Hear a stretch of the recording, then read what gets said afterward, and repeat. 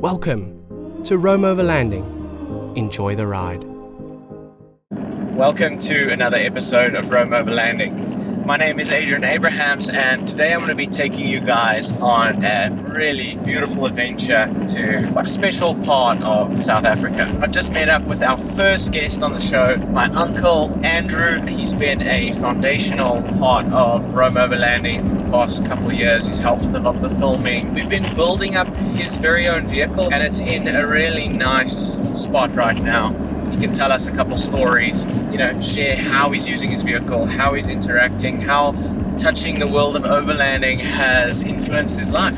And I thought no better place than to come through to the Drakensberg. We've kind of worked on building him his own little camper. It's been quite a fun journey together. So I thought I'd kick this series off and the guests off with some familiar faces to Rome Overlanding, and the next couple of episodes you'll meet a few of the people who have been instrumental in Rome Overlanding for the past couple of years and how they fit into this wonderful world of overlanding. So join us on this awesome episode. Let's get going. We left the hustle and bustle of Johannesburg, making our way into KwaZulu-Natal to the famous Ukatlamba Drakensberg Mountains. We would begin our adventure at Injasuti before making our way to Heimville at the foothills of Sani Pass, where we would actually head into Lesotho to visit the highest pub in Africa. From that point, we could take a couple of days exploring further south towards the Garden Castle area, a personal favorite of ours. So Andy, what's it like being back in the Drakensberg?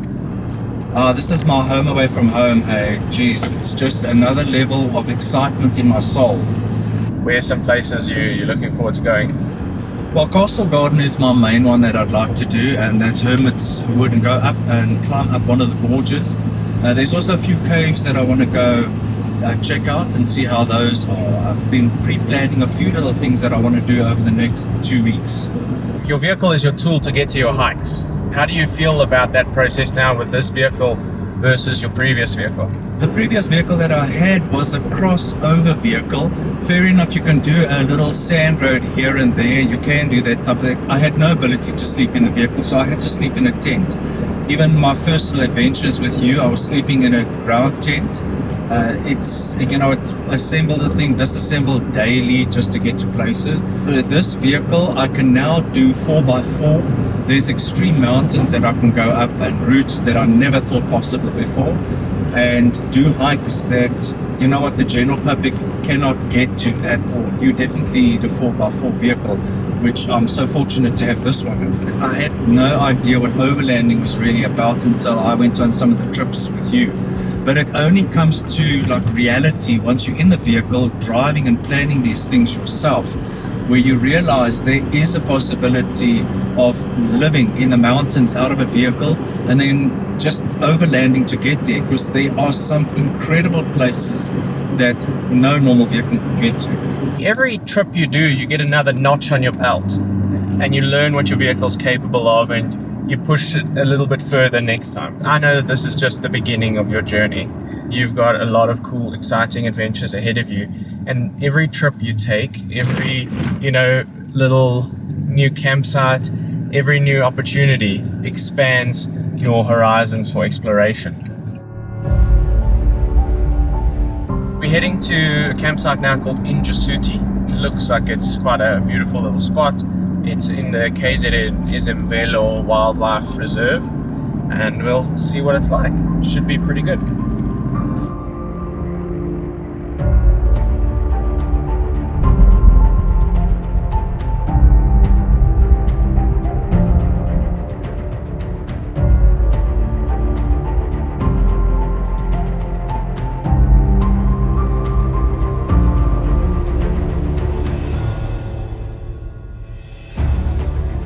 This is absolutely beautiful. I mean, all the mountains, the gorges, the steep cliff faces. There's just that magic about Drakensberg. Every meter is getting better and better the further we get towards these mountains. Nature's definitely sculpted this place beautifully, eh? So we have made it to our beautiful campsite. What a spot. Mountains all around us. We're gonna get ourselves all set up. This is an absolute beaut.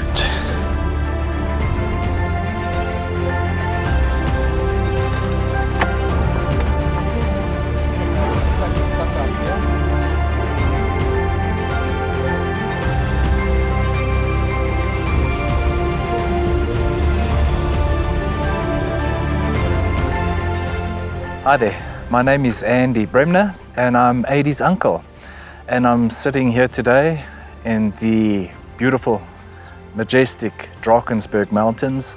I'd like to give you a little bit of a story of how I actually got to this point, a few people that were involved with this whole history in the making of how my life has changed dramatically. For years and years, I traveled all over the world, never expecting to see my own country. Never had that idea that that would ever happen to me, because I've been traveling to Europe, America, Hong Kong. Then I lost my job. Yeah, how these things happen. Well, we know, COVID, that type of thing. I also had a major car accident. I climbed out of that, very fortunate to be alive. And then it just felt like the world was crashing around me. And then Adrian, my own nephew, saw this need in me. He saw a future for me. He saw that light. You only need one person or a few people just to believe in you. And I said, okay, let me give this a shot. He said to me then at that point, Andy, pack your bags. I'm going to go show you Africa and South Africa.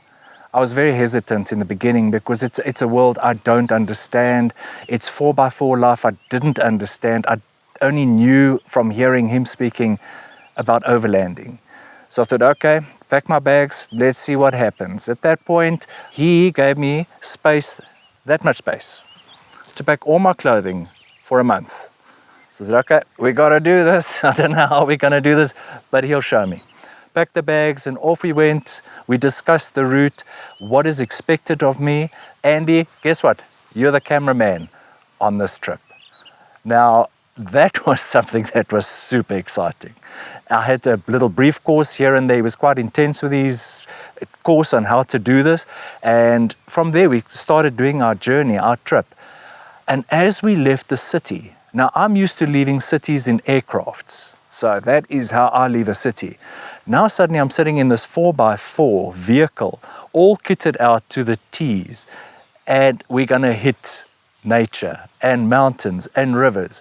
And that is the part I really like, because I can only actually go to any mountain that my little vehicle that I had before and could take me, which is a little sand road, but nothing with 4x4 adventure. He threw me into the deep water often. I started learning how to deflate, inflate tires, when to do this, and the abilities of a vehicle and what it actually can do. So the knowledge was starting to pack and stack up about this 4x4 adventure. We saw places I never dreamed was possible. So we continued, we get back home, we pack, we get the next adventure, and we come back. And then Adrian comes up with the most brilliant idea. Because I've had that car accident, I don't have transport. He says, Andy, we're going to get you a 4x4 vehicle. Now that is something I did not know. I didn't even know how to handle a 4x4. There was things like 2H, 4H. I didn't even know what these things were. He got me involved also with a whole team of people. You can't believe the amount of people that are supportive in the overlanding community. Even when my vehicle broke after I just bought it, same day, there was a hind that popped out and towed us. I mean, what a community is this? This is something I don't understand. And we started building this Isuzu, basically to become my 4x4 adventure vehicle.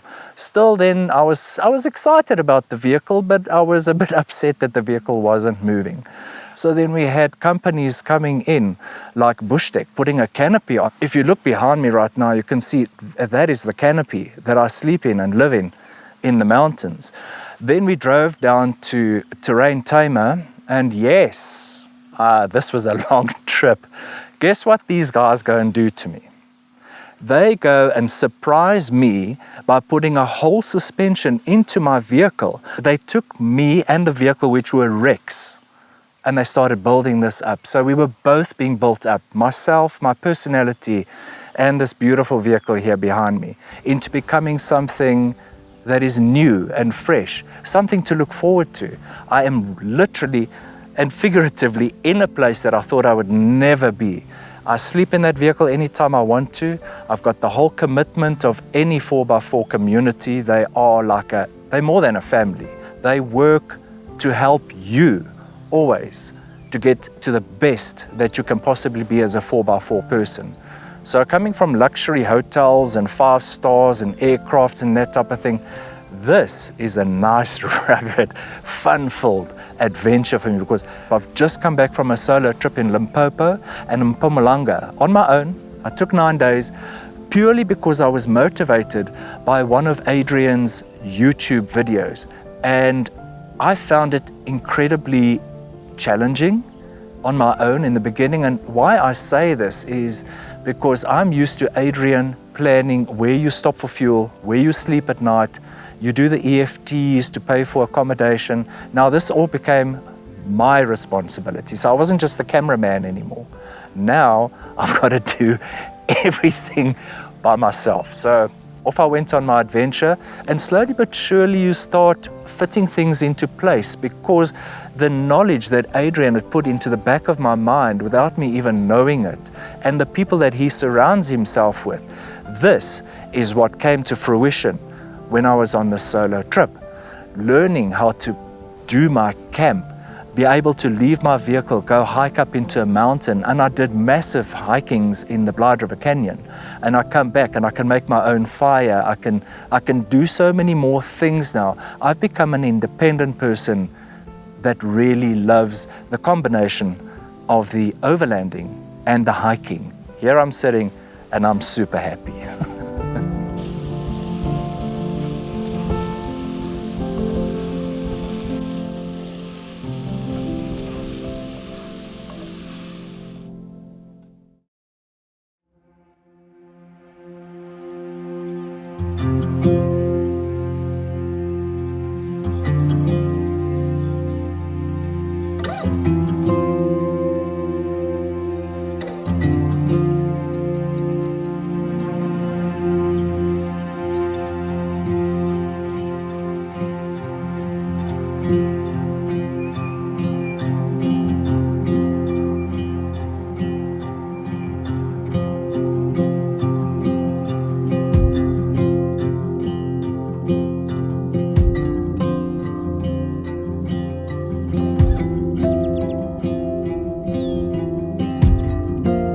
Having one of those mornings where it's a little bit drizzly, got the awning out, hiding away from the rain.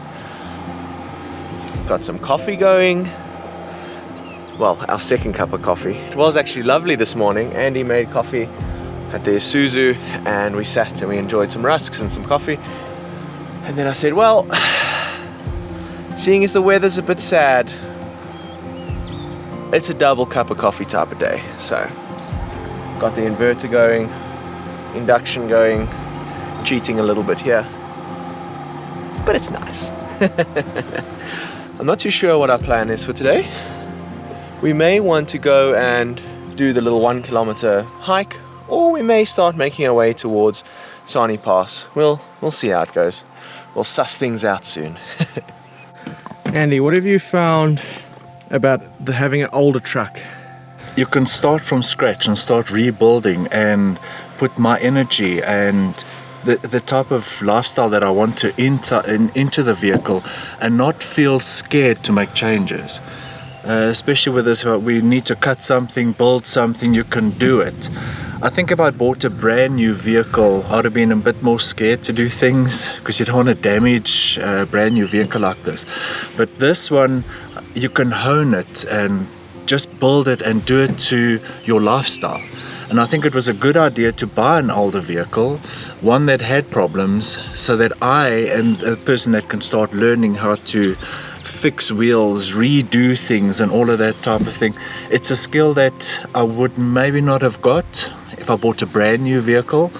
because that you can just go out anywhere and it's got everything.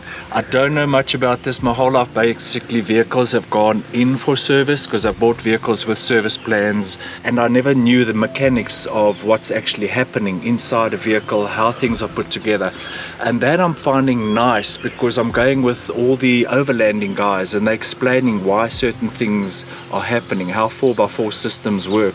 Check your vehicle every time you're riding with it, and I've never done that. I've really never gone to check wheels, tires, oils and all of that because the vehicles that was all done for me. Now I'm hands-on and I'm enjoying this. You can see this time of the morning I'm already in here checking things. What are some things you're checking out?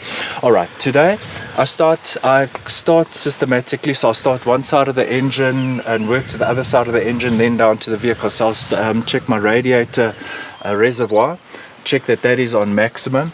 Then I'll check my clutch fluids, brake fluids. From there I actually also open up the radiator cap, make sure that the water is up to levels there, that all my battery terminals are fastened, they're nicely fastened, and a general peruse and check around the vehicle, check the all the electrical wiring, nothing is broken or coming loose. I have found, because of checking the fluids before every single trip, I've seen that the clutch fluid is dropping, and we have a feeling it could be the slave cylinder.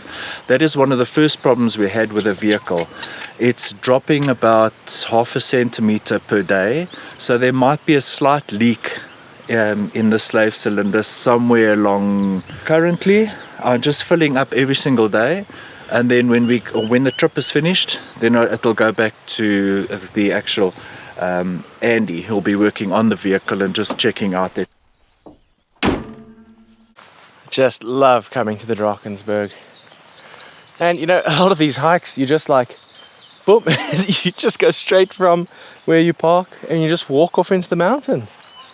And it is such a well-established trail system and little camps. We're gonna go for just a little walk this morning. We've got quite a nice drive ahead of us today, so we want to have as much time as possible for that. Then I'm hoping tomorrow we can maybe tackle Sani Pass. But right now, geez, this is absolutely beautiful. I think Andy is gonna thoroughly enjoy this.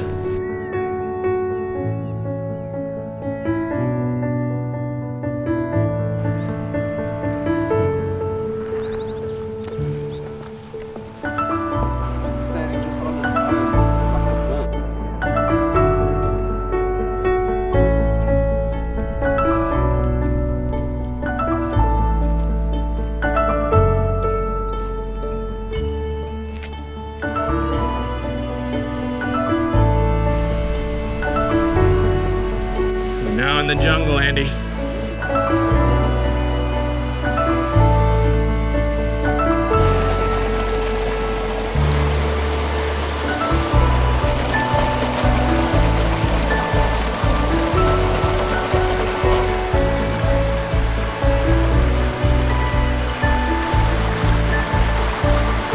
It's a whole little world in there, huh?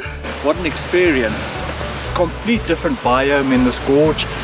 The nature, the birds, you hear everything. It's just, it's good for the soul. So I fall for this trap every time with Andy.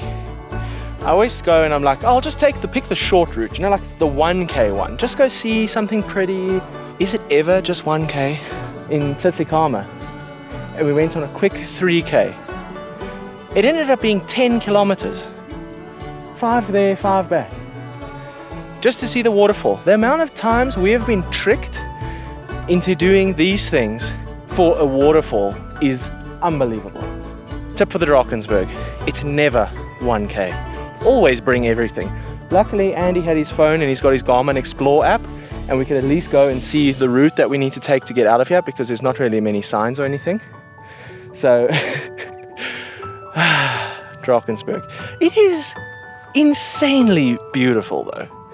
But I'm a little bit out of practice. So how was your evening in the Isuzu? It was actually quite nice. It was nice and warm last night. I'm gonna admit I used an electric blanket, nice and snug and warm in the back of my canopy.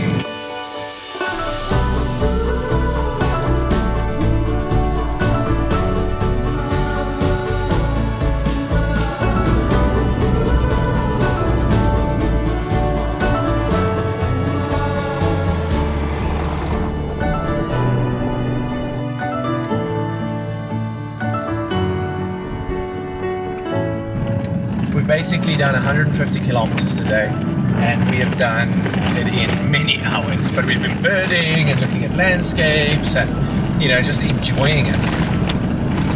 Yeah, this is totally enjoyable.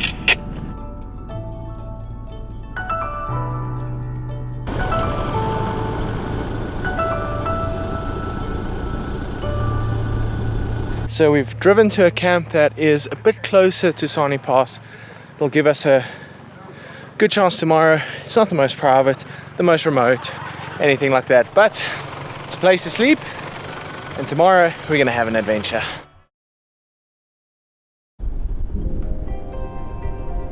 This is actually something I haven't done before, the good old Sani Pass. This is incredibly beautiful. Reminds me a lot of Scotland. Ah, love it.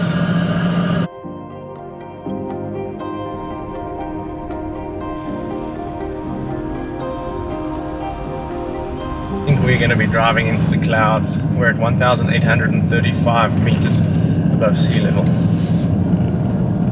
Oh, jeez.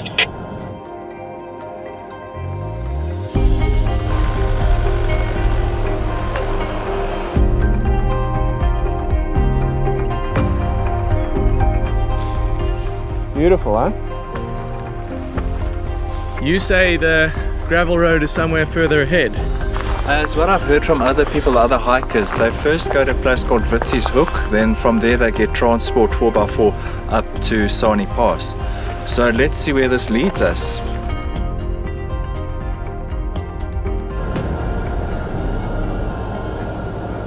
Well, we finally hit some gravel.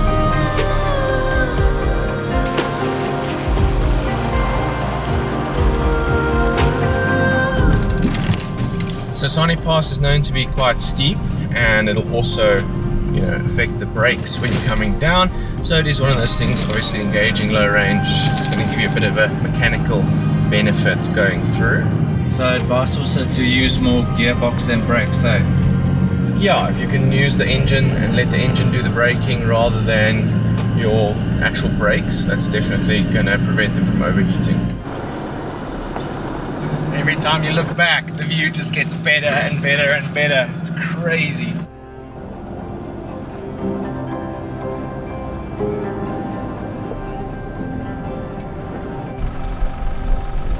I really didn't think it would be this magnificent. I actually agree with you completely with that. Wow. That's one of the simple things of overlanding that I love, is like finding these gems like this.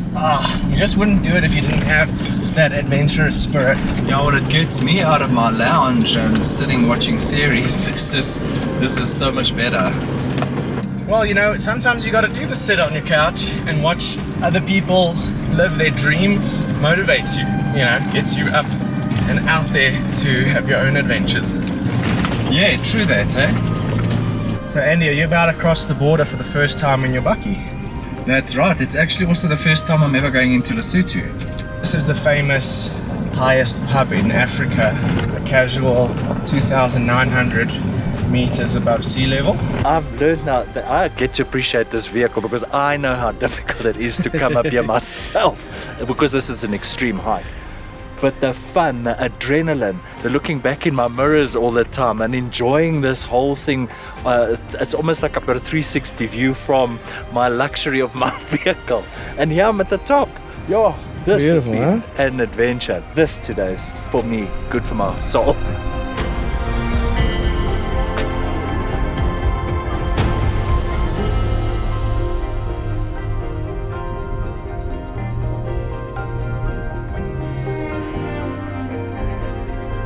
So we're back in South Africa. A 1 kilometer descent from the top of Sani Pass. That's crazy. We've got to fill up. Andy's due for some diesel. I am too. So we're going to be heading into town, getting some diesel, and then moving on to our next campsite. So we're heading to the Cobham camp, and it's another great place where we can go for a walk, and you can do hikes and all sorts of things. And I think it's a really nice way to see more of the Drakensberg and see it with Andy, to give him a bit of confidence that he can come back on his own with his vehicle and come and do more of these adventures for himself.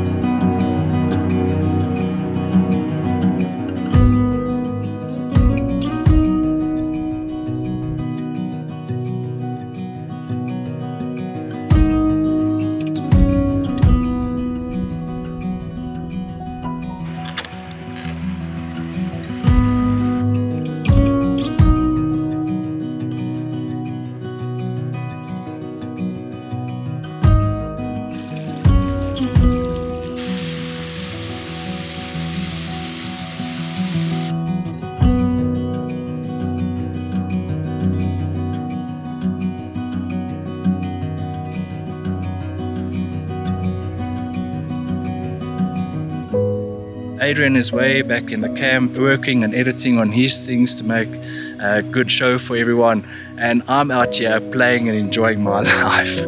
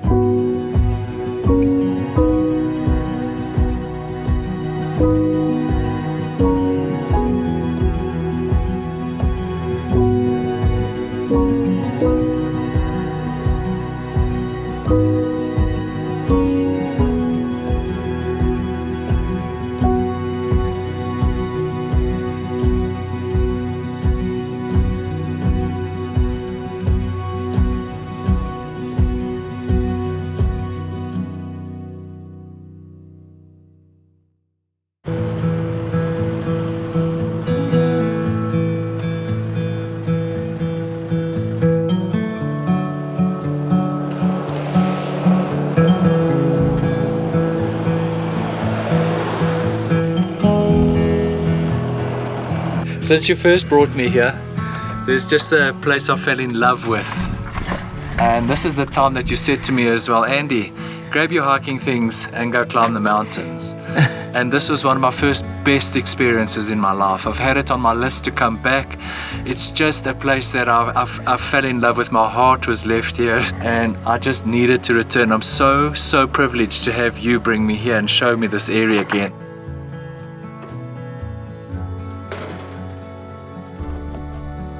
I'm going to be staying here on my own now for the next couple of days. What I am excited about is firstly being able to live out of my 4x4 because it is so nicely set up with my bed settings. If the weather does come up, I feel like I'm safe inside the vehicle. I can just close it up and I've got the window, I've got a little coffee that I can make inside, I've got my food, everything I need inside there. I am, however, planning to do a lot of hikes around this area. I'm looking at going to see the caves. That is my main thing this time, is to go look at caves and also the Bushman paintings. Adi has actually got me into looking at Bushman paintings on one of our trips. We climbed a mountain to go have a look at them and I saw how amazing they are, and there's history in this country and there's places to see. I feel I've created a nice little bond with this vehicle and I need to go see the whole of South Africa. Coastal area is definitely the next one I want to do. The mental energy and that I'm getting from the traveling, I see that I'm going to be a happy old man and doing things that I should have been doing years ago but didn't have the opportunity. But this is a time for me to open up my new book, my new chapter of overlanding and enjoying my life. I don't want to become an old person sitting doing nothing all the time. I want to stay young at heart, and this vehicle and this type of lifestyle, this is exactly what's going to keep me young and going.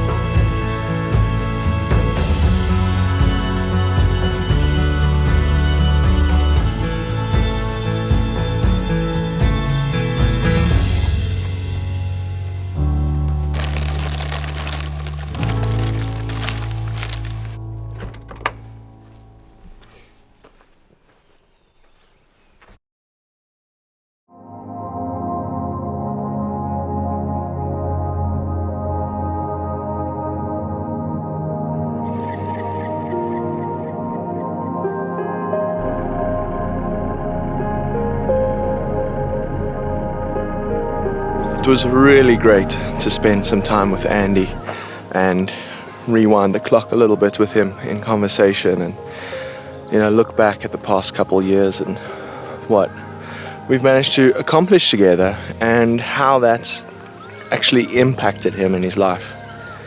We've got a lot more adventures ahead of us all across Southern Africa and beyond. So I'll catch you on the next adventure, wherever that might be. Cheers!